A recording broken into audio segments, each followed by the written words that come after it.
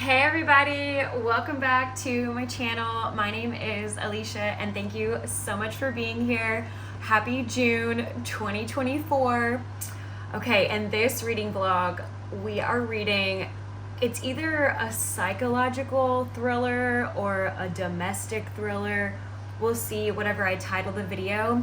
But in my June TBR, my June to be read books, there were 4 books that I put on there. And I'll put them on the screen for y'all right now. But these books, they all look the same. They all have this creepy staircase. And I am not sure what the consensus is with these 4 books. I've never read them. And I just thought, oh, well, I could do a mini series on my channel, a miniature series about reading books with similar covers. So in this particular vlog, we are reading this one. It is called Keep It in the Family by John Marrs. I have never read a book by John Marrs, but he seems to have quite a few books. Okay, I did not do hard research on this, so correct me if I'm wrong, don't get your facts from me, but I believe on Amazon, I think he's got 12 books available, and I think they're all free on Kindle Unlimited if you're in the United States. But then when I Googled him, it looks like he's got 13 books that are published, so who knows. 12 or 13 books starting from 2013 until now, 2024. So I guess for the last 11 years, he's been publishing them. This one came out in October of 2022, and it's pretty lengthy. It's 380 pages, and it's got over 103,000 reviews across Amazon and Goodreads, and it has between a 4.1 and a 4.2 star rating. So I love me a 4.0 thriller. I'm a chicken. I'm a little baby when it comes to certain thrillers. I mean, horror for sure. Horror scares me. So I get so nervous reading books that I really haven't heard a lot about. I have not heard a lot about this book, even though so many people have read it and reviewed it. But it just, I don't know. It seems kind of creepy. I want to say I'm reading it during the day, but it is after 3 p.m. right now, and I have dinner plans with 2 of my girlfriends. So I'm gonna read a little bit now, and then I might read some tonight whenever I get home, but I don't know, we'll see. I just get so nervous reading thriller-ish books. I can read Frida McFadden. I'm usually fine with her books, but anyone else, I'm a little chicken. So this one, it's about Mia and Finn. They are a married couple. They are living in a house that is just, it's disgusting. It's, I guess, derelict is the way it was described in the synopsis. Just sort of in shambles and run down. And so they are restoring it. And they're restoring it for themselves. They're fixing it up for them to live in comfortably. They're not gonna flip it and sell it. So this is for them. It's gonna be their forever home. Well, in the middle of this restoration, Mia gets pregnant. And I'm not sure what's going on with that. There has to be a reason why it says she gets pregnant in the synopsis. I think something's gonna happen with the baby, because why would you mention that? And it says in the synopsis, Mia falls unexpectedly pregnant. She gets pregnant, and during the pregnancy and renovating the home, she finds a message in the floorboard that says something along the lines of, I will save them from the attic. I think that's what the message said. And so Mia and Finn go upstairs to the attic to see what's going on up there. And apparently their house used to be a murder house. And evidence of this is contained in all 4 walls. Is that not so creepy? Well, then in the next paragraph of the synopsis, it says Mia has the baby, but it's still tormenting her on her mind what happened upstairs in the attic, and she can't get the visions out of her mind of what she has seen. So what did she see? There's something that must have been disturbing that they found in these walls, and she just can't stop thinking about it, because now not only is she worried about her husband, she's worried about her new baby. And later on in the synopsis, it just says something like, evil lurks within. I don't know, I think something's gonna happen to this baby, or that wouldn't have been in the synopsis, but let's just find out about this creepy house. Keep it in the family. And it's this creepy stairwell with a little teddy bear on it. So I don't know. And I don't remember the last sentence of the synopsis. What did it say? Something like the previous tenants don't want their secrets or their shared truths to come out, so they'll do anything to stop Mia and Finn from discovering this. It was a very long synopsis, but I can't wait to get into this book. But let's just see how far I get now in the next couple of hours, and then we'll see if I read any of this tonight.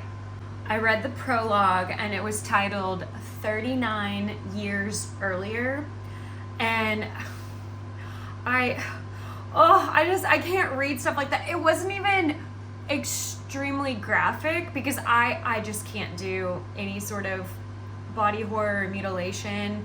It seemed as if someone is in the process of getting hanged, but then something else was going on, and the person narrating the story is trying to creep and see what's going on. They're laying on the floor looking underneath the door, and it's dark in the room where it's happening, and I'm assuming all of this is happening in the attic of this murder house. And this person that's narrating it is a young person. I think it's a child. I knew this had something to do with kids, but the person that's getting killed, I have no idea. Couldn't tell you what their age is, but they apparently were lured to the house by the younger kid that's narrating the story. And I guess this kid lures a lot of people to this house, and then I don't know if it's the kid's mom and dad. He or she does not refer to them as that, so I don't know what's going on with this, but stuff's going on in the attic. Someone is kind of on a noose. I don't really know. There's a bag with things in it. Couldn't tell you if body parts are in there or if tools for torture are in there. Like, I can't read stuff like that, but it wasn't graphic. It just told you, like, there was a bag. It also said the person, had a rope around their neck, and the person's just saying, please let me go, I just want to go home. And then it gets quiet, and then those people come back from the attic, I'm assuming it's the attic, and knock on the door of the room where the kid is, because the kid ran back to the room and is pretending to read a book. And then the woman just says, you can come out now. But then after that, it looks like we get police transcripts, which that's really cool. I love mixed media in my books, so maybe we're gonna get transcripts of missing people in between Mia and Finn's story. But that was the prologue. That's where we are so far, and I'm already disgusted. If this book is gonna be like that, I'm not gonna like it. I'm just throwing that out there right now. I like a good murder mystery suspense thriller, but not a Karen Slaughter Pretty Girls thriller. I did not read that book, but I know there's a torture garage in that book, and it's extremely violent and graphic, and I just can't read stuff like that. So let's just see how we progress in this book. I haven't even started reading the part 1 where I was talking about the transcripts, but I just had to go and read some reviews on this book because I'm just so nervous about it. So some of the reviews do say that it's dark and unsettling, but that the murders are not graphic. And then other reviews just say it's fine, it's an alright thriller, and they don't really like it. I'm such a chicken when it comes to these. And then a lot of the reviews said you need to look up trigger warnings. So that's how long it's been since I read the Kindle. It just turned off and went to the home screen. I looked up trigger warnings, and I don't think any of these are going to be a spoiler. If you think these trigger warnings are going to be a spoiler, then just skip ahead maybe 10 or 15 seconds. But it's pretty much what was in the synopsis and what just happened in the prologue. There's infanticide, which I'm not 100% sure what infanticide is. It sounds like killing infants, but I'm not going to Google what that means because I just don't want that in my search history. And then there is talk of miscarriages, if you can handle that. And then it does say kidnapping, murder, child abuse, child neglect, but then apparently nothing is super graphic. So I don't know, maybe I'll be into it, but this is not a type of thriller that I would normally read. But I don't know, maybe it'll just turn into a murder mystery and not on page murder, because that's just not what I'm trying to read. Oh, also cheating. cheating was one of the trigger warnings. I guess that's a trigger warning. I guess some people don't really like that trope, but apparently there's a lot of cheating in a relationship, a lot of infidelity. Okay, I wanted to update y'all a little bit later, but remember the prologue with someone hanging by a rope? So Mia and Finn, they won this house at auction, and this house is disgusting. Finn is not happy. They have put their entire life savings into this nasty house that he and his dad are going to have to fix up. Everything needs to be renovated. It is awful, but apparently houses are very expensive, and this one is in the right location. It's 15 minutes from town and from the train station. It's near a pub and grocery stores, whatever. It ticked all the boxes, but I just don't. Why did they say yes to this? Also, they were saving up money for this house, and so in the meantime, they were living with Finn's mom and dad. And the wife, Mia refers to them as her father-in-law and her monster-in-law. So Mia cannot stand her mother-in-law, and so she just wanted to get out of there. And when this house came up for auction, she said, yeah, let's take it. And so they've both received the keys. They're just now walking up to it. They've never even seen the house in person, and it's awful. And Finn is just describing everything to us in great detail, and it's terrible. And Finn's even happy that his dad had to, I guess, close down his construction business because he wasn't getting enough work. And Finn is excited about that because he needs his dad pretty much 24/7 to help him restore this house. Well, anyways, the reason why I hopped on here is because it says, Mia walks ahead of me and opens the last door. Inside is an empty bedroom containing a hook screwed into the ceiling and a rope attached to it. It looks like a noose or something, which is a pretty dark thing to leave behind. I just had to come on and say that. Also, the house seems to have been empty for close to 40 years, and the prologue took place 39 years ago. So the house, I don't think, has been inhabited since it was a murder house. I have read to 10%, and Mia believes that she is pregnant. They underwent a lot of IVF and miscarriages, which is why I guess in the synopsis it says that she unexpectedly falls pregnant. Now I get that, because they have been trying for years and have been unsuccessful, and now she's constantly having to wear a mask while they undergo construction at the house, and it's always just making her sick even when she does wear a mask. And now she's sitting there thinking, wait a second, could it be we stopped IVF months ago? Could I be? And so now she's rushing into town to get a pregnancy test. But I'm at 10%, and now I'm gonna go see my girlfriends, and we're gonna have girl dinner and watch anime and drink anime wine. I'm so excited. But I will maybe check in with y'all tonight whenever I get home.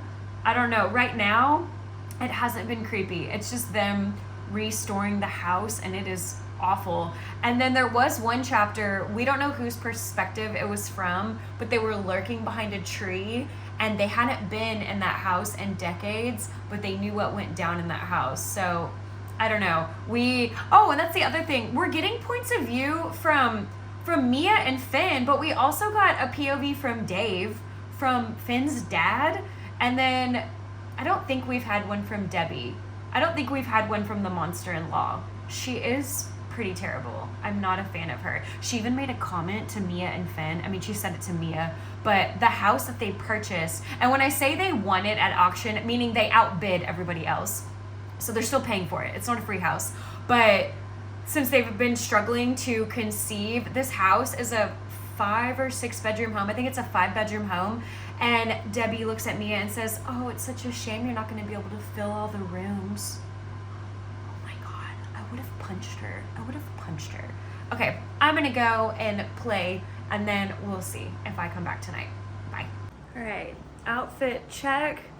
We are heading out for the evening. Hey guys. Okay, so it's the next day and it's also later in the day again. It's almost 6 p.m. and I have dinner plans again with some of my girlfriends. We're going to this Italian place in Yokosuka, and as I look outside, it's been raining since midnight. And like I said, it's 6 p.m. now.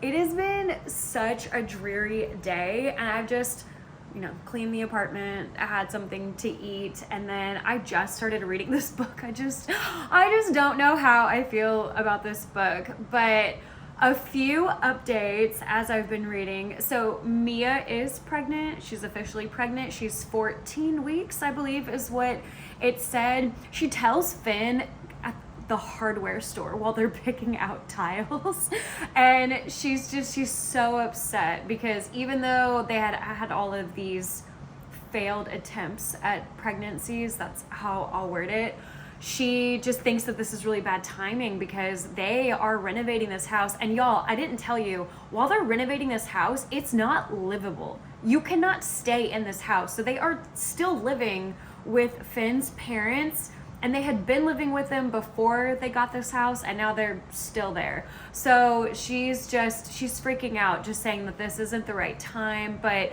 it is what it is. She said, nature won over IVF, and so this is how it's gonna be. So, I mean, they are excited. They've told the parents, Debbie and Dave.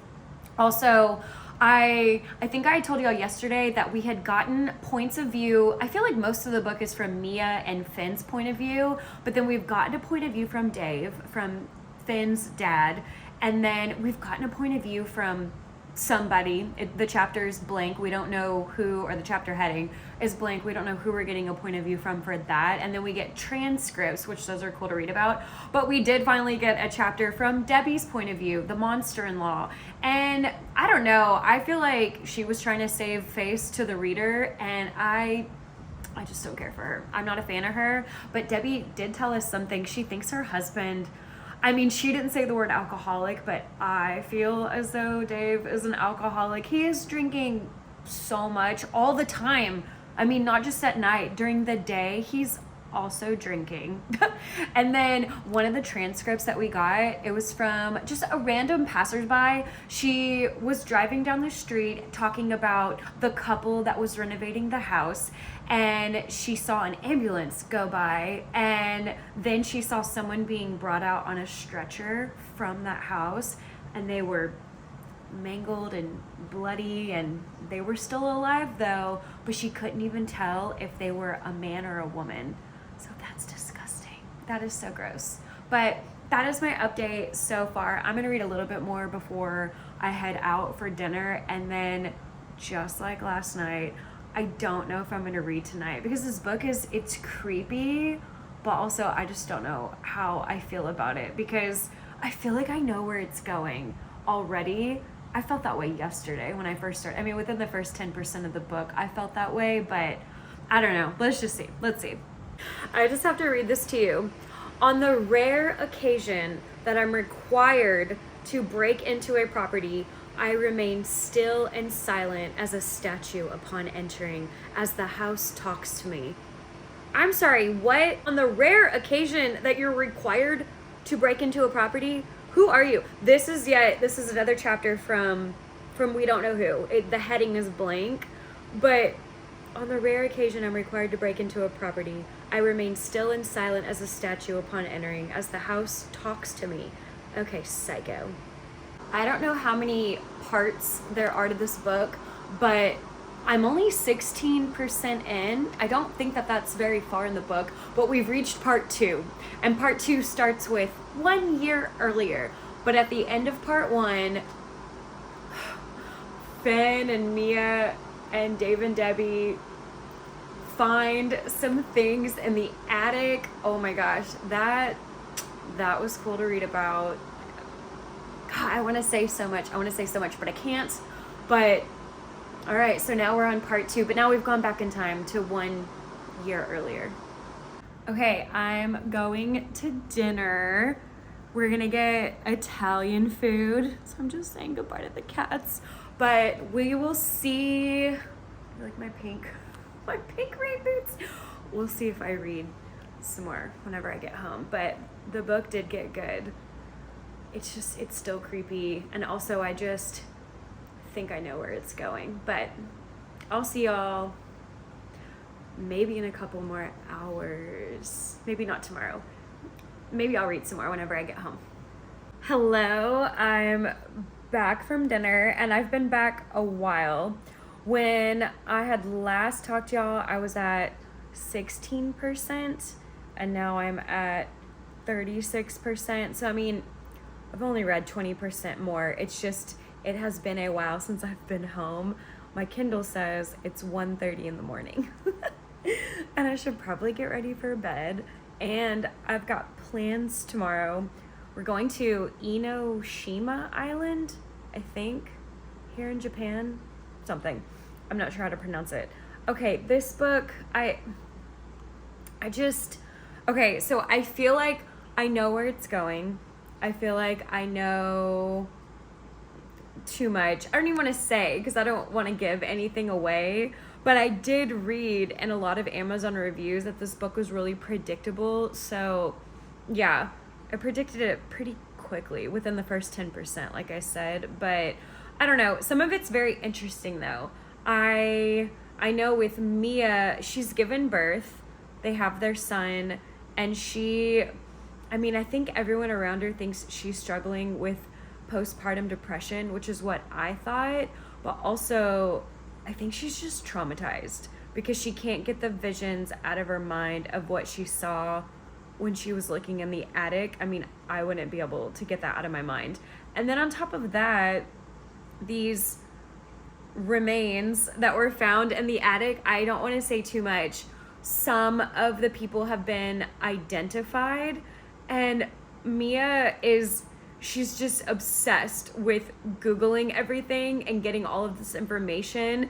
For what? She's just saving articles in a folder on her computer. And then some of the families that have been contacted about the remains that were found, some of those families are having funerals. They're having services, and Mia is attending them. And in her mind, she's thinking, if I can go to all of these, then it'll make me a better mom to my son. Also, she's just completely ignoring her son. I think at this point, at 36%, his name's Sonny. I think he's 5 months old. I mean, she's not present in his life. I mean, pretty much her mother-in-law is raising Sonny. And then Finn is being weird. And then also sorry, I can hear my cat's toy going off. It's a little bird chirping sound. I don't know. The parents, Finn's mom and dad, or Mia's, mother-in-law, father-in-law, I don't know. They're so strange. I don't know. But then at one of the funeral services, we kind of got a reveal, and that sort of changed a couple of things that I'd been thinking, but I don't know. So far, it hasn't been super graphic. Again, I'm a chicken when it comes to anything horror, or even in thrillers, if there's any sort of like body horror, mutilation, like all of these murders, if you want to know, they happen very quickly. Nothing seems to be drawn out, although that's so different from the prologue. The prologue was disturbing, so I don't know. Also, I can hear things. I guess it's my cat's. Oh, it's my boy cat. He's being weird. But anyways, that's where I'm at so far, and it's 1:33 a.m. and I'm probably gonna get ready for bed soon, but I wanted to check in with y'all because I've just been sitting here in my living room reading for a little bit. I have seen this so many times in different, I guess, book Facebook groups. Chapter 39, Finn. Fuck. I had no idea it was this book, but I was starting to wonder with the way Finn talks. I thought, man, this reminds me sometimes of what I see in those Facebook groups. So we are at the 47% mark. Oh, I can't believe it's this book. You see my little baby sleeping in her little Santa hat? You see this one? Yeah. This book is so creepy, and honestly, if I wasn't filming this video, I might stop reading it because I'm such a chicken. It's almost horror, at least to me. Okay, maybe to you would think, oh, this is just a thriller and this is nothing as you're reading it. But I mean, there are things that have gone down in this attic, and then we get flashbacks to what's going on in the attic. And sometimes, I know I've been saying, oh, it hasn't been graphic. The last one that I just read, I mean, I don't want to say that it was extremely graphic. I don't even fully know what happened. I know the person didn't survive, but that was too much to read. I didn't need to read that. It's also so late and I need to go to bed, and I'm afraid I don't want to go to bed. I might keep YouTube playing on my iPad or something while I try and fall asleep. I don't like this book. Like, I like it, but I don't like it, you know? Like, I want to continue it. I want to see how it ends, but also, I also don't. Okay, so I've reached the 50% mark, and I think I'm gonna call it for tonight. It's getting interesting. We can't trust anybody. My cat always scares me when he walks up in my videos. Also, if you can hear the dehumidifier, I'm so sorry. It is so loud if you can see that. But I don't even want to, oh man, I don't even know what I can say. I can't say anything. This is a 50% update, and did I tell y'all that more bodies were found? More were found. I don't remember if I told y'all that or not. I'm trying to think if there's anything else I can tell you. The flashbacks are getting scarier. And then the news transcripts and articles, those are really interesting. And then just now, before this chapter started, we got I wouldn't call it a plot twist, but a reveal happened about a character, and I thought, oh, geez, okay. But that's it for now. I'm gonna take a shower, brush my teeth, take off my makeup, put on my pajamas. I'm gonna go to bed, and I will read this tomorrow. I'll check in with y'all tomorrow. Bye. Hello everyone. It is the next morning, and I've been reading this book some more before I leave with my girlfriends, and I don't like this book. I don't like it. I don't like child kidnapping and child abuse and child torture. And again, it's not extremely graphic, but it tells you enough to know what's going on. And this is just not what I want to read. I don't like it. I'm at 53%. How many pages? I'm on page 195, and I just don't like this book. But I just accidentally turned the page. I'm on chapter 44. I think the chapters are so short. Chapter 44, I think there's almost 80 chapters, but I don't like this book. I'm learning too much in the flashbacks, I guess, about all the bodies that were found in the present day. I'm not into it. I'm texting my husband right now, and he said, this book just seems like it's for shock factor value, which, yeah, because the past tense parts are terrible. Also, yes, Audi, my boy cat, Audi is with me. But yeah, the past tense parts they're horrifying. To me, they're horrifying. But the present day parts, they're so good because more bodies are being found. Every day, another name is coming to light, with who these bodies belong to, what they were found in, that's coming to light. It's so interesting. And then people in present day are going missing. Well, one person so far in present day has gone missing.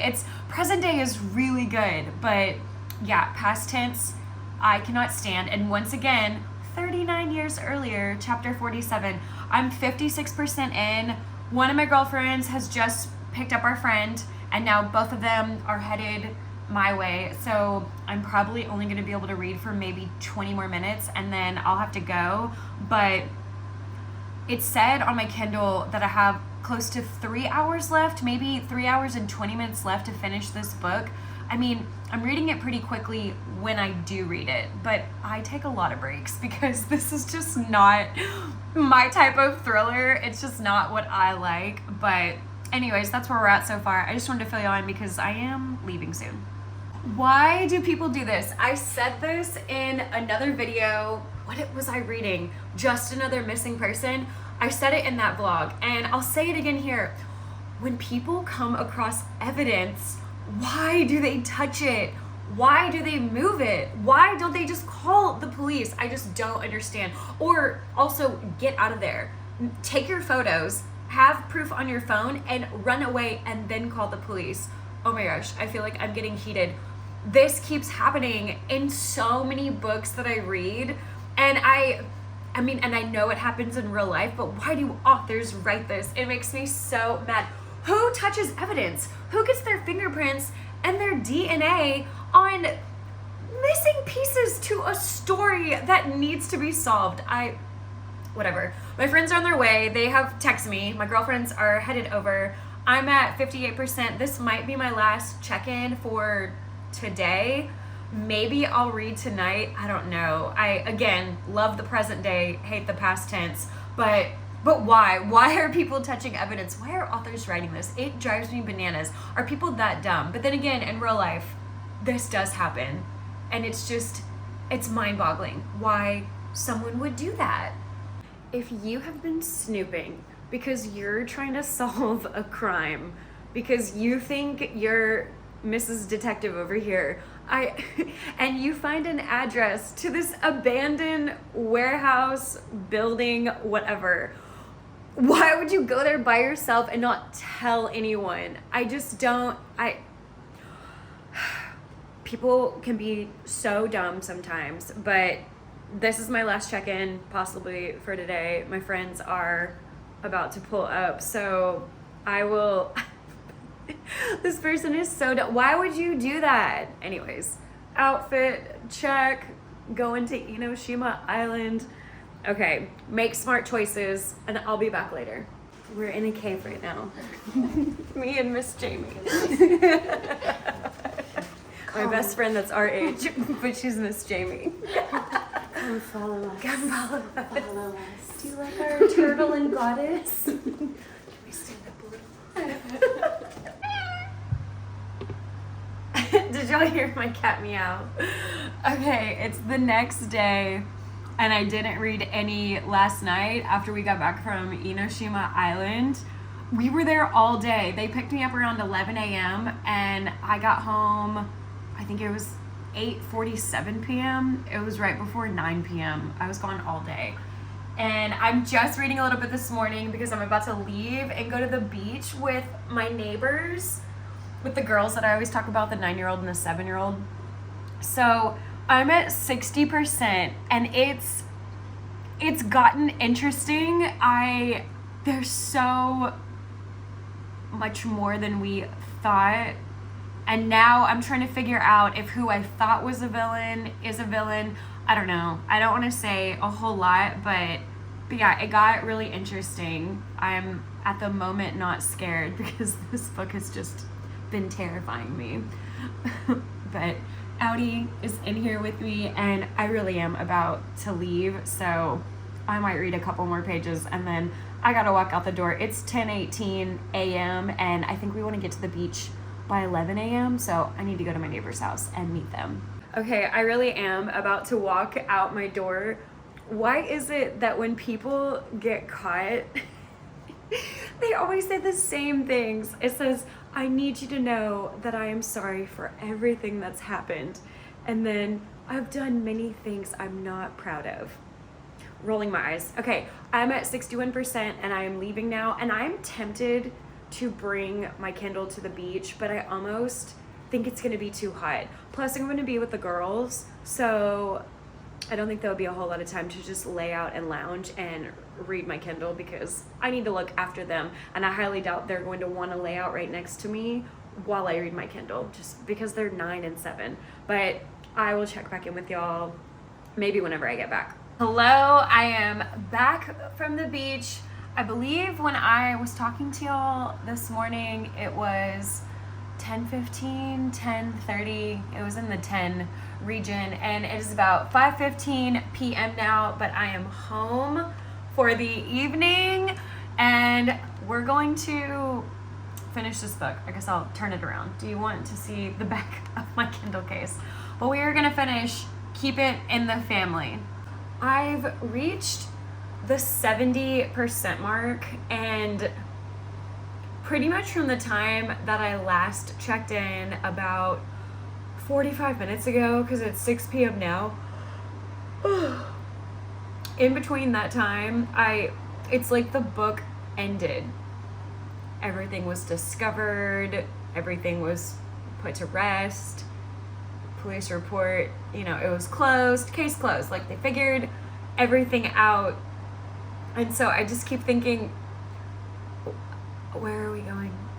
What is happening now? Because every chapter has felt like an epilogue. Like, this is where so-and-so is at now, and this is where the other character is at now. And I don't know. I mean, I can't even say a lot to y'all because we're at the 70% mark. There is something that has been left unfinished, but case closed, right? Like, let's just everyone move on. I don't know. I mean, I like the book now. The book is good because we have not been going back in time for the last 45 minutes, or when it does go back in time, nothing's happening. It's just giving us information. So I don't know. I love that now I have started liking the book, because I just have not been into it. It's been so predictable, just like the comments said. But I don't know, this last 30%, where are we going to go? I really hope we don't spend the next 30% just trying to place blame on another person. What page am I on? I'm on page 261, and it says I have 2 hours left in the book. And I really hope we're not chasing somebody for the next 2 hours. I want there to be more twists and turns. But anyways, that's my 70% check-in. It's pretty good. The book got pretty good. So we've reached the 80% mark. I don't know if you can see my Kindle sitting there, but just in the living room chilling. It's gotten so much better. There was another reveal, and oh my gosh, I was like, oh, okay. So 80% in, I'm loving it. It's about 6:50 now. It took me so long to read 10 more percent from 70% to 80.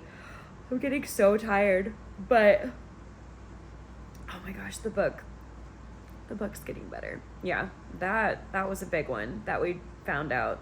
It has been 2 hours since I last checked in with y'all, and I have not read anything. My husband and I FaceTimed for a while, and then I couldn't stop watching updates on Gabby and Tyler. If you know, you know. But let's drink our Japanese soju, maybe is what it's called, and finish this heinous book. Hi, Minnie Cooper. Hi, baby. Outie. Hi, Papa. I hate this book, but at the same time, I need to see it through. I have to. I'm at the 90% mark, and this book makes me so mad, only because there's a certain trigger that I can't, but I need to know. As I smile, I need to know where this book is going. Can you see my cat? I think there might be like a fly or something. It is summer in Japan, and the critters and insects that don't exist in America are here. And it's too much. It's wild. And the cats are constantly finding something. But yeah, I reached the 90% mark, and I hate this book. Oh, I do not like this book. I don't like it. I don't like it one bit. But I have to know what's going to happen. I am back in my office, so I don't know what all y'all can see. I have a lamp right here, but it is, what is it? I just looked, 11:11 p.m. Make-A-Wish. I hated this book. It is dark and disturbing, and it is not marketed that way. I would not say that this is a thriller. To me, this is what I would call, for people who know horror, I would say baby horror. I hated this book. I'm giving it 2 stars, but on Kindle, I've already returned it to Kindle Unlimited. On Kindle, I gave it 3. Every time I hate a book, I still give it 3 stars because you wrote a book, good for you. I'm just not your intended audience, but also the marketing was wrong in this book. This is dark and disturbing. I don't know how many times I can repeat that. Oh my gosh. I thought I was getting good and I was interested, and then it was just getting worse and worse, and oh my gosh, I hated this book. I don't even know what else to say about it. It is, I would say check your trigger warnings, but it's so much more than that. If you want to know, if you're intrigued and you want to know and you want me to spoil a little bit of it for you, let me know. If you have no desire to read this book, but you want to know what happens, let me know, and I'll gladly tell you. But no, absolutely not. I've never read a John Marrs book, and now I don't ever want to ever again. But my husband was telling me, if you can find, I can hear my cat breathing behind me. He said if you could maybe just find another one of his books to maybe give him another chance. I hated this. Oh my gosh. This book it's not okay. This book it's been keeping me up at night, and I haven't even been reading it at night. I sound like such a chicken right now, because I am. I'm so frustrated. I thought this was just going to be a nice little thriller novel, if you can use nice and thriller novel in the same sentence, but just a Riley Sager, Frida McFadden type of thriller novel. No, absolutely not. Keep It in the Family by John Marrs. It was not for me, and it was 2 stars, but on Kindle it is rated 3 stars. But thank y'all so much for coming along on this journey with me, this thriller journey, and I will see y'all in my next video. Bye.